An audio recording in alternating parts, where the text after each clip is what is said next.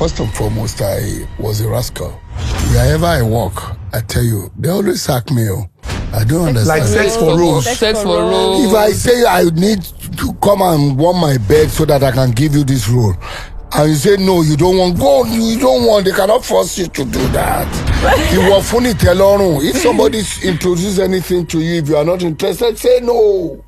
But if you want that role, by all means, all this sex for role thing, forget about it. I know some ladies that equally come into the industry with determination that by the time I sleep with this and sleep with that and sleep with that, I will get my name.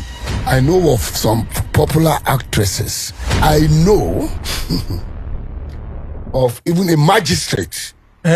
Nobody can force me to say it. No, we don't. I'm saying voluntarily.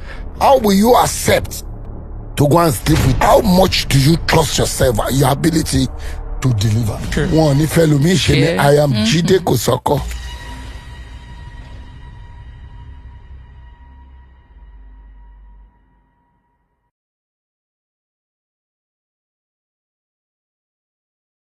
First and foremost, I was a rascal.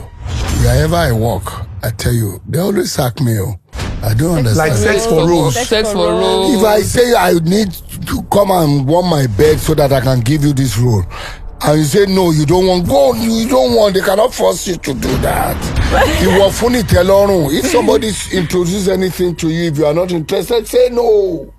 But if you want that role, by all means, all this sex for role thing, forget about it. I know some ladies that equally come into the industry with determination that by the time I sleep with this and sleep with that and sleep with that, I will get my name. I know of some popular actresses. I know of even a magistrate. Nobody can force me to say it. No, we don't. I'm saying voluntarily. How will you accept to go and sleep with? How much do you trust yourself and your ability to deliver? Sure. One, if I am Jide